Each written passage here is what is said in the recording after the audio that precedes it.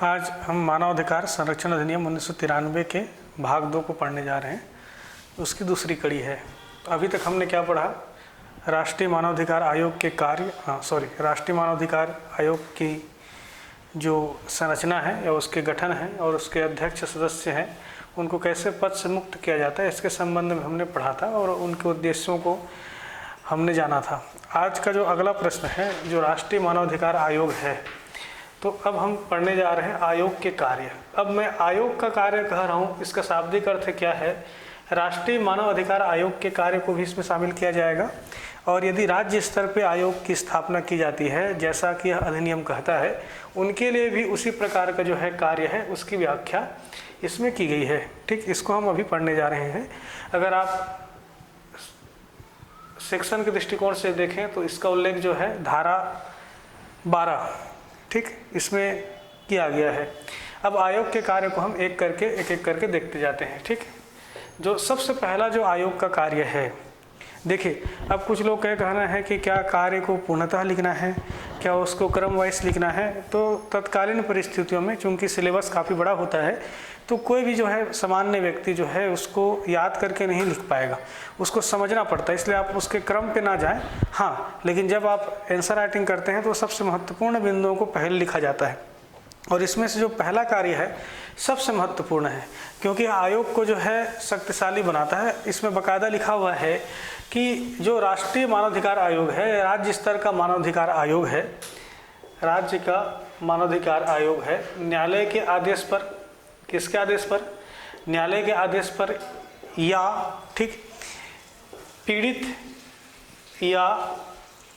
के पक्ष से किसी के द्वारा किया जाए निवेदन किए जाने पर, ध्यान से देखिएगा, या कभी कभी स्यो मोटो जो होता है स्वप्रेरणा से, किससे? स्वप्रेरणा से क्या कर सकता है? किसी ही मामले की क्या कर सकता है? जांच कर सकता है। जब मैं किसी मामले की जांच कर सकता है, इसका शाब्दिक अर्थ है ये केवल उन मामलों को देखेगा जो मानव अधिकारों के उल्लंघन से संबंधित है। किससे संबंधित है? मानव अधिकारों के उल्लंघन से क्या है? संबंधित है। तो सबसे पहला आयोग का कार्य क्या है? स्वप्रेरणा से या न्यायालय के आदेश पर या पीड़ित के पक्ष से या पीड़ित की ओर से कोई व्यक्ति अगर आयोग के पास निवेदन करता है और यह मामला अगर जो है मानवाधिकारों के उल्लंघन से जुड़ा हुआ है तो उस मामले की जांच कर सकता है। आयोग क्या कर सकता है? जांच कर सकता है। अगर आप इस पॉइंट को नहीं लिखेंगे तो मान के चलिए आयोग के कार्य को आप लिखते हैं और इस पॉइंट को आप नहीं लिख पाते तो मान के चलिए कि आपने आंसर राइटिंग सही नहीं किया है, तो बाकी सभी आयोग के कार्यों को लिखें या ना लिखें, इसको आपको लिखना ही है, अनिवार्य है। ठीक, याद रहेगा। उसके बाद जो अगला कार्य है, यदि कोई मामला जो है, फिर वही कह रहा हूँ, यदि कोई मामला का शाब्दिक अर्थ क्या है? वह मामला जो मानव अधिकारों के उल्लंघन से संबंधित है। ठीक, यदि कोई जो मामला है, ये जो मामला है, ठीक, सपोज जो है न्यायालय में कहाँ है? न्यायालय में लंबित है। कहाँ पर लंबित है? मामला जो है न्यायालय में लंबित है। ठीक, तो उस मामले में क्या कर सकता है? हस्तक्षेप कर सकता है। उस मामले में जो है आयोग क्या कर सकता है? हस्तक्षेप करता है। ठीक, हस्तक्षेप करने के पीछे भी इसमें लिखा हुआ है कि आयोग हस्तक्षेप केवल तब करेगा जब न्यायालय ने क्या दे दिया है? अनुमोदन दे दिया है। ठीक, याद रहेगा। यदि कोई मामला जो है जो मानव अधिकारों के उल्लंघन से संबंधित है, न्यायालय में लंबित है, तो न्यायालय की अनुमति से या न्यायालय के अनुमोदन से उस मामले पे क्या कर सकता है? हस्तक्षेप कर सकता है। उस मामले पे क्या कर सकता है? हस्तक्षेप कर सकता है। हस्तक्षेप से होगा क्या? वहाँ पर न्याय की संभावना क्या हो जाएगी? बढ़ जाएगी, सामान्य सी बात है। इसके अतिरिक्त जो सबसे महत्वपूर्ण काम है, जो मानवाधिकार आयोग का प्रमुख कार्य है, जेल या कोई भी संस्था, याद रखिएगा। प्रायः जो है हमारे मन में ये इमेज बना हुआ है कि राष्ट्रीय मानवाधिकार आयोग वाले केवल और केवल जेल का क्या कर सकते हैं? निरीक्षण कर सकते हैं। ऐसा बिल्कुल भी नहीं है। ये उनके कार्यों में कहा गया है कि मानवाधिकार आयोग है, चाहे राज्य स्तर का हो या चाहे राष्ट्रीय स्तर का हो, जेल में या कोई भी अन्य संस्था जहाँ पर किसी व्यक्ति को क्या किया जाता है? निरुद्ध रखा जाता है या उसका उपचार किया जाता है। ठीक, समझ में आ रहा है ना? निरुद्ध मतलब उसको रोक के रखना। जैसे विशेषकर जो बंदी वगैरह होते हैं, किसी स्थान पे जो है उनको रोका जाता है या उनके संरक्षण के लिए रखा जाता है। जैसे अभी क्वारंटीन सेंटर है, क्वारंटीन सेंटर में क्या किया जा रहा है? उनको रोका जा रहा है, लेकिन यहाँ पर दंडित करने के लिए उनको रोका नहीं जा रहा है। केवल किस लिए रोका जा रहा है जी? ठीक, सुधार के लिए या संरक्षण के लिए रोका जा रहा है, उनके उपचार के लिए रोका जा रहा है। जैसे हॉस्पिटल्स वगैरह होते हैं, वहाँ पर क्यों रोका जाता है? ताकि उनका क्या हो सके, उपचार हो सके। ठीक, तो कोई भी जो संस्था है या जेल है जहाँ पर किसी व्यक्ति को उपचार के लिए, ठीक, या निरुद्ध रखा गया है या संरक्षण के लिए रखा गया है, तो उन स्थानों की क्या कर सकता है, मानव अधिकार आयोग क्या कर सकता है, जांच कर सकता है, या जांच ना करके वहाँ पर परिस्थितियों का अध्ययन कर सकता है। अब जांच कहेंगे तो मामला ऐसा लगता है कि शिकायत से संबंधित है, तो ये लिख सकते हैं आप, परिस्थितियों का क्या कर सकता है, अध्ययन कर सकता है। किसका अध्ययन कर सकता है? परिस्थितियों का अध्ययन कर सकता है, और क्या कर सकता है, सिफारिश कर सकता है। और क्या कर सकता है, सिफारिश कर सकता है। याद रहेगा, ठीक, ये सबसे महत्वपूर्ण कार्य है।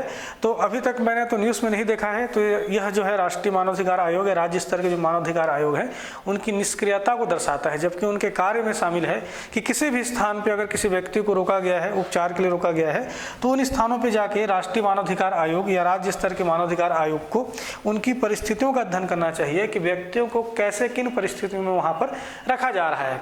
हालांकि अगर कहीं पर शिकायतें आएंगी तो जरूर किसी न किसी राज्य स्तर के या राष्ट्रीय स्तर के मानवाधिकार आयोग वाले उन स्थानों में जाके एक बार निरीक्षण करेंगे या परिस्थितियों को देखेंगे।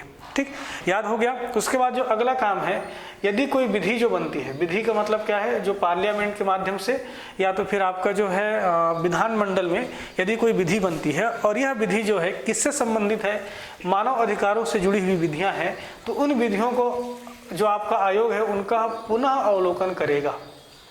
क्या करेगा? पुनः अवलोकन करेगा। अवलोकन करने के बाद जो है अपनी सिफारिशें देगा, अपनी सिफारिशें देगा। तो यहाँ पर याद रखिए, विधियों का पुनः अवलोकन का शाब्दिक अर्थ क्या है? केवल उन्हीं विधियों को देखेगा जो मानव अधिकारों से जुड़े हुए क्या हैं, विधियाँ हैं। ठीक, अगला महत्वपूर्ण कार्य है, रटते जाइए यहीं पर। ठीक, अगर यहाँ पर जो है आपको क्या हो जाएगा, डी या घ। उसके बाद अगला जो कार्य है, यदि कोई विधि है, ठीक, यहाँ पर विधि हो गई जो मानव अधिकारों से जुड़ा हुआ है। यदि कोई विधि जो है आतंकवाद से जुड़ा हुआ है, जैसे टाटा पोटा, ये सब आपने सुना होगा। ठीक, आपने सुना है। इन सब विधियों का मूल उद्देश्य क्या है? आतंकवाद संबंधी घटनाओं को क्या करना, रोकना। जब कभी भी विधियां बनती हैं और यदि वह आतंकवाद से जुड़ी हुई हैं, तो वहाँ पर प्रबल संभावनाएं होती हैं कि वहाँ पर मानव अधिकारों को क्या किया जाए, मानव अधिकारों को सीमित किया जाए, मानव अधिकारों को सीमित किया जाए। ऐसा चले आता है, जहाँ कहीं भी आपको लगेगा कि आतंकवाद संबंधी अगर निवारक कानून बनते हैं, प्रायः ऐसा देखा गया है कि वहाँ पर मानव अधिकारों को क्या किया जाता है, सीमित किया जाता है। इसलिए बाकायदा कहा है कि यदि कोई विधि जो है आतंकवाद से जुड़ी हुई है या आतंकवाद को रोकने से संबंधित है, तो उन विधियों का भी क्या करेगा, अवलोकन करेगा, उन विधियों का अवलोकन करेगा और क्या करेगा, सिफारिश करेगा। ठीक, आतंकवाद को रोकने संबंधित विधियों को क्यों इसमें शामिल किया गया है? क्योंकि इसमें प्रबल संभावनाएं होती हैं। जहाँ कहीं भी सैनिक कानून या मार्शल लॉ लगता है, वहाँ पर प्रायः जो होता है मानव के अधिकारों को क्या किया जाता है, सीमित किया जाता है। और अधिक अधिकार जो है, जो इन्वेस्टिगेशन एजेंसी हैं या प्राधिकारी हैं, उनको अधिक से अधिक अधिकार दिए जाते हैं। तो उन विधियों को जो है अवलोकन का अधिकार किसको है? राष्ट्रीय मानवाधिकार आयोग को है। ठीक, उसके अतिरिक्त जो अगला काम है, इनका महत्वपूर्ण काम है, यदि कोई अंतर्राष्ट्रीय संधि है, ठीक, अंतर्राष्ट्रीय अभिसमन है, तो और ऐसे अंतर्राष्ट्रीय संधि अभिसमन जो मानवाधिकारों के संरक्षण से संबंधित है, तो उन संधियों का, अंतर्राष्ट्रीय संधियों का या अंतर्राष्ट्रीय अभिसमन का क्या करेगा, मानवाधिकार आयोग जो है अध्ययन करेगा। और अध्ययन करने के बाद अपनी सिफारिशें करेगा और राज्य को यह सिफारिश करेगा कि कैसे जो है अधिक से अधिक इन संधियों को या इन अभिसमन को भारत में क्या किया जा सके, लागू किया जा सके। ये हो गया आपका जो है अगला कार्य। अगला कार्य क्या है? मानव अधिकार से संबंधित, मानव अधिकार से संबंधित, ठीक, मानव अधिकार से संबंधित क्षेत्र में अनुसंधान करेगा। मानव अधिकार से संबंधित क्षेत्र में क्या करेगा? अनुसंधान करेगा। क्या करेगा जी? अनुसंधान करेगा। मानव अधिकार के जो क्षेत्र हैं उसमें क्या करेगा? अनुसंधान करेगा। क्या करेगा? अनुसंधान करेगा। अगला जो प्रमुख कार्य है, ठीक, बहुत सारे ऐसे लोग होते हैं जो अपने अधिकारों के बारे में नहीं जानते हैं, तो स्पष्ट लिखा हुआ है कि मानव अधिकार जो हैं, ठीक, मानव अधिकारों के बारे में लोगों को क्या करेगा? जागरूक करेगा। ठीक, क्या करेगा? जागरूक करेगा और मानव अधिकारों का प्रचार प्रसार करेगा। हर हमारे देश की विडंबना ये है कि बहुत सारे ऐसे लोग होते हैं जिनको ह्यूमन राइट्स क्या है या मेरे अधिकार क्या है इसके बारे में उनको नॉलेज नहीं होता। तो यह आयोग प्रयास करेगा कि इन अधिकारों को अधिक से अधिक लोगों तक पहुंचा दिया जाए, लोगों को जागरूक कर दिया जाए, ठीक, ताकि उनकी हनन की संभावनाएं क्या हो जाए, कम हो जाए। अगला क्या है, बहुत सारी ऐसी संस्थाएं होती हैं, विशेषकर जो NGO होती हैं, ठीक, या गैर सरकारी संगठन होती हैं या गैर सरकारी संस्थाएं होती हैं, वे संस्थाएं मानव अधिकारों से जुड़ी होती हैं या मानव अधिकारों के प्रचार प्रसार के लिए लगी रहती हैं। तो आयोग क्या करेगा, उन गैर सरकारी जो संगठन है उनको प्रोत्साहित करेगा। क्या करेगा, प्रोत्साहित करेगा, उनका उत्साह वर्धन करेगा। उत्साह वर्धन का कार्य जो है राष्ट्रीय मानवाधिकार आयोग का होता है।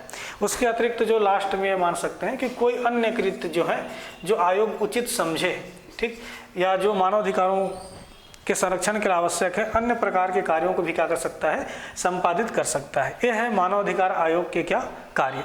अब इसमें से इम्पॉर्टेंट कौन है, तो पढ़ने के बाद ऐसा लग रहा है कि सभी महत्वपूर्ण है, लेकिन ये ज़्यादा महत्वपूर्ण है, ये ज़्यादा महत्वपूर्ण है, ये ज़्यादा महत्वपूर्ण है और ये ज़्यादा महत्वपूर्ण है, ठीक। बाकी को आप वहाँ पर अब देखिए, कभी कभी क्या होगा, हो सकता है कि PSC वाले थोड़ा सा मिस्टेक करते हैं, उनको पता नहीं होता कि कौन सा प्रश्न कितने नंबर का देना है। कभी कभी जो है जो प्रश्न जो है 15 नंबर का आना चाहिए 2 में देगा, या 4 में दे देता है, 8 में दे देता है। अब आप क्या करें, आपको तो लिखना ही है, ठीक। अगर उसको 2 नंबर में दे दिया तो कार्य में, तो वहाँ पर आप सीधे जांच, ठीक, न्यायालय में हस्तक्षेप और क्या, जेल या किसी संस्थाओं की परिस्थितियों का अध्ययन, विधियों का अवलोकन, ऐसे शॉर्ट फॉर्म में आप उसका आंसर राइटिंग करेंगे, ठीक। याद रहेगा, यह है आयोग का कार्य। धन्यवाद।